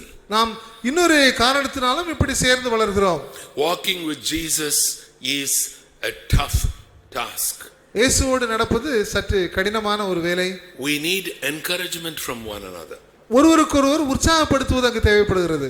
In 1966, again when I was in Bombay, 1966ஆம் வருஷம் நான் பாம்பேல இருந்த பொழுது there was a missionary, Scottish missionary. Her name was Jane McNally. Jane McNally என்ற ஒரு ஸ்காட்டிஷ் மிஷனரி அங்கே இருந்தார்கள். She was the one who started the Light of Life magazine in Bombay. Light of life என்ற ஆங்கில பத்திரிகை அவர்கள் தான் பாம்பேல ஆரம்பித்தார்கள். I don't know whether we know about that magazine in Tamil Nadu. தமிழ்நாட்டில் இந்த பத்திரிகை குறித்து தெரியுமா எனக்கு தெரியாது. And then she went back to Scotland. அவர்கள் அங்கிருந்து ஸ்காட்லாந்துக்கு போய் விட்டார்கள். And then in 1986 she came back to India for a visit. 1986ல மீண்டும் இந்தியாவுக்கு ஒரு விசிட்டாக வந்தார்கள். And she came to the EFI conference in Pune. பூனேயில் நடந்த EFI என்ற கான்ஃபரன்ஸ்க்கு வந்தார்கள். I happened to be giving the Bible study at that EFI conference. அந்த EFI கான்ஃபரன்ஸ்ல நான் வேத பாடம் எடுக்க வேண்டிய நேர்ந்தது. She was in the audience. I did not know. அவர்கள் அந்த ஆடியன்ஸ்ல இருந்தார்கள், அது எனக்கு தெரியாது. But when I came down, நான் அங்கிருந்து கீழே இறங்கின பொழுது she came and met me.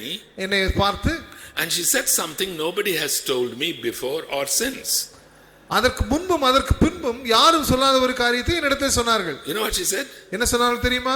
LT, you have grown. LT, நீ வளர்ந்து விட்டாய். What an encouragement from an older person. எவ்வளவு பெரிய உற்சாகமான ஒரு And காரியம். she did not say it in a condescending way. You know, an older person speaking to a younger person. No. சும்மா சொல்வது போல் சொல்லாதபடிக்கு சீரியஸாக சொன்னார்கள். To really encourage me. என்னை உண்மையாகவே உற்சாகப்படுத்த. Do we say that to one another? நாம் அப்படி ஒருவருக்கொருவர் சொல்லிக் You கொள்கிறோமா? are more like Christ now than when I met you 5 years ago. இயேசு கிறிஸ்துவை போல 5 வருடத்துக்கு முன்பாக பார்த்ததோட இப்பொழுது இருக்கு என்று நாம் சொல்லுகிறோமா? Normally when we meet a person after some time, சில வருஷத்துக்கு பிறகு நாம் பார்த்த what do we say? என்ன சொல்கிறோம்? You have put on weight. நீங்கள் சற்று கனமாகி விட்டீர்கள். And the same ganam, why don't you say you look more like Christ? அதை விட்டு நீ இயேசு கிறிஸ்துவை போல மாறிவிட்டாய் என்று சொல்லக்கூடாது. We grow together. நாம் சேர்ந்து வளர்கிறோம். We minister to one another. நாம் ஒருவருக்கொருவர் ஊழியம் செய்கிறோம். We correct and cleanse one another. நாம் ஒருவருக்கொருவர் சீர்திருத்தி We bear one another's burdens. நாம் ஒருவருடைய சுமைகளை நாம் தாங்கிக் கொள்கிறோம். Like we are doing this morning, we listen to the word of God together. நாம் இன்றைக்கு ஆண்டவருடைய வசனத்தை கேட்பது போல நாம் சேர்ந்து செய்கிறோம். And together we grow. சேர்ந்து நாம் வளர்கிறோம். And what is Paul saying here? பால் என்ன சொல்கிறார்? The glory on our face. நம்முடைய முகத்திலே காணப்படுகிற மகிமை. Not only in my face and Jeba's face, எங்களுடைய முகத்தில் காணப்படுகிற ஒரு but காரியம் in the face of UESI Tamil Nadu. USI Tamil Nadu அனைவருடைய முகத்திலும் As a movement, ஒரு சேர்ந்த ஒரு அங்கமாக is the character of Christ being seen in you. நம்முடைய முகத்திலே ஆண்டவருடைய சாயல் தெரிகிறதா? And then people will come to us. ஜனங்கள் நம்மிடத்தில் வருவார்கள். And we will lead them to Christ. அவர்களை இயேசுவினிடத்தில் நாம் நடத்த முடியும். That is what the word of God does to you. அதைதான் இயேசு கிறிஸ்துவினுடைய வசனம் It goes beyond principles. அடிப்படைகளிலிருந்து மேலே அது செல்கிறது. Please read the Bible. நீங்கள் வேதத்தை வாசியுங்கள். And become part of God's story. God's story. ஆண்டவருடைய சரித்திரத்திலே நீங்களும் அங்கமாகுங்கள். Your history becomes part of God's history. உங்களுடைய வாழ்க்கை ஆண்டவருடைய வரலாற்றில் ஒரு அங்கமாகிறது. Let me close with an illustration that I shared in yesterday evening's graduates meeting. இன்னொரு உதாரணத்தை சொல்லி நேற்றுக்கு சொன்ன உதாரணத்தை சொல்லி நான் முடிக்க விரும்புகிறேன். I do not know how many of you have heard the name of Leslie Newbegin. Leslie Newbigin என்றவருடைய பெயரை எத்தனை பேர்கள் கேட்டிருப்பீர்கள் எனக்கு தெரியாது. Leslie Newbegin was one of the founding bishops of the Church of South India. Church of South India CSI என்ற ஒரு அமைப்பை ஆரம்பிப்பதிலே ஒரு முக்கியமான நபராக இருந்தார். He was bishop of Madurai from 1947 to 1952. 1947 இலிருந்து 52 வரை மதுரை டயசிஸ்னுடைய பிஷப்பாக இருந்தார். And then from 1966 to 1971 he was bishop in Madras when my wife and I were living in Chennai. 66 வருடத்திலிருந்து 71 வருடம் வரை சென்னை டயசிஸ்னுடைய பிஷப்பாக இருந்தார். அப்பொழுது நாங்கள் அங்கே வாழ்ந்து கொண்டிருந்தோம். I heard him speak in perfect Tamil. அழகான தமிழிலே அவர் பேசுவதை கேட்டிருக்கிறேன். But when he came to India much earlier, he came to India in the 1930s. 1930களிலே தான் அவர் இந்தியாவுக்கு வந்தார். And he was a young man witnessing to Hindu thinkers. Hindu நண்பர்களிடையே அதிகமாக யோசிக்கிற ஜனங்கள் மத்தியிலே இயேசு கிறிஸ்துவை பற்றி ஒரு சாட்சி சொல்லுவார். And they would ask him a question. அவரிடத்தில் ஒரு கேள்வி கேட்பார். You say that the human problem is a universal problem. மனிதனுடைய பிரச்சனை உலகளவிய ஒரு பிரச்சனை என்று சொல்கிறீர்கள். All human beings all over the world have this problem. உலகம் எல்லாருக்கும் இந்த பிரச்சனை இருக்கிறது. But you say that the answer to the problem அந்த பிரச்சனைக்கு என்ன பதில் என்று நீங்கள் சொல்கிறீர்கள். is contained in a particular person called Jesus. இயேசு கிறிஸ்துவிலே அந்த தீர்ப்பு இருக்கிறது. தீர்வு particular ஒரு குறிப்பிட்ட நபரிடத்திலே அந்த தீர்வு இருக்கிறது. He lived in a particular place called Palestine, which is far away from India. இந்தியாவிலிருந்து அதிக தூரத்திலே இருந்த பாலஸ்தீனா என்ற ஒரு குறிப்பிட்ட நாட்டிலே அவர் வாழ்ந்தார். At a particular time which was more than 2000 years ago. ஒரு குறிப்பிட்ட வரலாற்றின் ஒரு குறிப்பிட்ட நாட்களிலே 2000 வருடத்துக்கு முன்பாக அவர் வாழ்ந்திருக்கிறார். How can the particularities of a person can solve the universality of the human situation? ஒரு மனிதனுடைய ஒரு குறிப்பிட்ட ஒரு மனிதன் மூலமாக உலகளவில் உள்ள ஒரு பிரச்சனைக்கு எப்படி தீர்வு காண முடியும்? And Bishop Newbegin says in a book It's a good book if you can get it here. It's called Gospel in a Pluralist Society. Gospel in a Pluralistic Society என்ற புத்தகத்திலே அதற்கு அவர் அழகாக பதில் கொடுக்கிறார். And he says that the gospel suffers from the stumbling block of particularity. இந்த சுவிசேஷம் குறிப்பிட்ட என்ற ஒரு பதத்தில் ஒரு காரியத்தின் மூலமாக அதற்கு ஒரு தடையாக இருக்கிறது என்று சொல்கிறார். And today our Hindutva people are also saying, oh, this some foreign religion you are bringing here. இன்னைக்குள்ள இந்துத்துவ நண்பர்கள் சொல்கிறார்கள், கிறிஸ்தவர்கள் ஒரு வெளிநாட்டு மதத்தை இங்கு இறக்குமதி செய்கிறார்கள். And you know what New Begin used to tell them? New begin அவர்களுக்கு என்ன சொல்வார் தெரியுமா? By the way, I want to tell you that that's a brilliant question. அது ஒரு மிக மிக நல்ல ஒரு கேள்வி என்று நான் சொல்ல விரும்புகிறேன். Indians ask brilliant questions. இந்தியர்களுக்கு நல்ல அறிவுள்ள அதிக கேள்விகள் கேட்க தெரியும். I have been to other countries. I don't think people there ask such questions. No. மற்ற நாடுகளுக்கு நான் போயிருக்கிறேன். இப்படிப்பட்ட அறிவுள்ள கேள்விகள் அவர்கள் கேட்பதில்லை. And what did New Begin tell them? New begin என்ன சொல்வார்? Same thing I have been telling you. அதே காரியத்தை தான் நான் உங்களுக்கு சொல்கிறேன். Although it is about the particularities of Jesus, இயேசு கிறிஸ்துவின் மூலமாக மாத்திரம்தான் அது நமக்கு தீர்வு உண்டு. the Bible begins with the universality of creation. ஆனால் இந்த வேதம் உலகளவனாகிய ஒரு படைப்பை குறித்து ஆரம்பிக்கிறது. And concludes with the universality of the new creation. புதிதாக உலகம் முழுவதும் மாறிய ஒரு புதிய உலகத்தை குறித்து இறுதியிலே பேசுகிறது. But the human problem cannot be solved by principles. மனிதனுடைய பிரச்சனை அடிப்படைகளை அறிந்திருப்பதனால் மாத்திரம்தான் தீர்வு காண இயலாது. God has to enter history. இயேசு கிறிஸ்து உலகத்தில் வர வேண்டும். So he had to choose somebody. அவர் ஒரு நபரை அவர் தேர்ந்து கொள்ள வேண்டும். Oh, he could have chosen Indians also. அவர் இந்தியர்களை கூட தேர்ந்தெடுக்க முடியும். But India was too big. India ரொம்ப பெருசு. You know, in Deuteronomy chapter 7, Moses says God chose you because you are the fewest of all people. உபாகமத்திலே மோசே இஸ்ரவேல் ஜனங்களை பார்த்துக்கிறார், நீங்கள் ஜனங்களிலே மிக ஒரு சொற்ப ஜனங்களா இருந்தீர்கள். He had to choose a people. ஆண்டவர் ஒரு குறிப்பிட்ட ஜனங்களை தேர்ந்து கொள்ள வேண்டும். He had to choose a family. அவர் குடும்பத்தை அவர் தேர்ந்து கொள்ள வேண்டும். He வேண்டும். had to choose an ancestor. அவர் பெண்ணை அவர் தேர்ந்து கொள்ள வேண்டும். And through that person he sends his own son Jesus. அந்த நபரின் மூலமாக அவருடைய ஒரே குமாரனாகிய இயேசு கிறிஸ்துவை அனுப்பினார். He is redeeming the whole of his creation. இயேசு கிறிஸ்து அவர் மூலமாக அவர் படைத்த படைப்பு எல்லாவற்றையும் மீட்டுக் கொள்கிறார். That's why he wants us to take the good news of the gospel to all the peoples on the earth. ஆகவேதான் இந்த நற்செய்தியை அவருடைய சகல சிருஷ்டிகளுக்கும் கொண்டு செல்ல வேண்டும் என்று ஆண்டவர் சொல்கிறார். So what we have studied today is applicable both for our own reading of the Bible as well as for evangelism. இன்னைக்கு நாம் கற்றுக்கொண்ட காரியம் நமக்கு உரியது மாத்திரமல்ல, நற்செய்தி பணிக்கும் இதுதான் அடிப்படை. Tomorrow morning when I deal with pledges A and C, நாளைக்கு ABC என்ற உறுதிமொழிகளை உங்களோடு நான் சொல்லிக் கொடுக்கும் பொழுது I will share with you some thoughts even about evangelism to people who think differently, whose cultures are different. கலாச்சாரம் மாறுபட்ட ஜனங்கள், சற்று வித்தியாசமாக யோசிக்கிற ஜனங்கள், அவர்களுக்கும் எப்படி சுவிசேஷத்தை பகிர்ந்து கொள்ள வேண்டும் என்று நான் நாளைக்கு சொல்றேன். People who ask questions, why are you bringing a foreign religion to us? ஏன் இப்படிப்பட்ட வெளிநாடு மதத்தை இங்க கொண்டு வரேன்னு சொல்ற ஜனங்களுக்கு நீங்கள் எப்படி நற்செய்தியை பகிர்ந்து கொள்ள வேண்டும் என்று சொல்ல விரும்புகிறேன். I want to tell you, my dear brothers and sisters, நான் உங்களுக்கு அதை நான் சொல்ல விரும்புகிற காரியம், this is not an ordinary book. இது ஒரு சாதாரணமான ஒரு புத்தகம் அல்ல. This is a book about universals. The book about universals. இந்த உலகத்தை குறித்து சொல்கிற ஒரு புத்தகம். But the answer is contained in a particulars.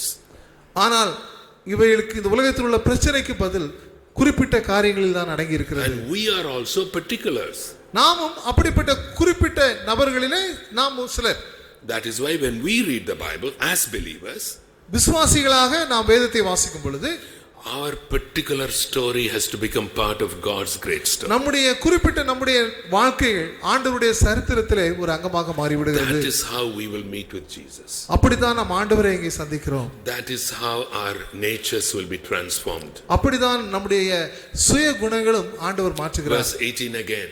18ஆம் வசனம் மீண்டும், it is a progressive transformation. அது தொடர்ச்சியாக நடக்கிற ஒரு மாறுதல். We are being transformed. நாம் மகிமையின் மேல் மகிமை அடைந்து கொண்டே இருக்கிறோம். And as I said, it's not an external glory. அது வெளியரங்கமான ஒரு மகிமை அல்ல. It's an internal moral glory. நமக்கு உள்ளே நடக்கிற ஒரு மாற்றம் அது. It is about our character. நம்முடைய குணாதிசயங்களை சார்ந்தது. And how God is interested in changing our character. எப்படி ஆண்டவர் நம்முடைய குணங்களை மாற்றுவதிலே அதிக அக்கறை உள்ளவராய் இருக்கிறார். And my prayer for you, உங்களுக்கு நான் ஜெபிக்கிற ஜெபம், in my own state of Tamil Nadu, என்னுடைய சொந்த தமிழ்நாட்டிலே, that the UESI Tamil Nadu will be able to be that transforming agent. தமிழ்நாட்டிலே USITN மற்றவர்களை மாற்றுகிற ஒரு அங்கமாக காணப்பட In வேண்டும். every part of life. எல்லா வாழ்க்கையினுடைய எல்லா அங்கங்களிலும், In your home life, in your family life, குடும்பங்களிலும், அவளுடைய குடும்ப வாழ்க்கையிலும், in your work life, உங்களுடைய வேலை ஸ்தலங்களிலும், in your politics. உங்களுடைய அரசியல் ஈடுபாடுகளிலும் God wants us to be involved in transformation. நாம் இப்படிப்பட்ட மாறுதலை கொடுக்கிற ஒரு அங்கங்களாக இருக்க வேண்டும் என்று ஆண்டவர் விரும்புகிறார். And we shall see that by the help of God tomorrow. ஆண்டவருடைய உதவினாலே அதை நாளைக்கு நாம் பார்க்கலாம். Let's pray.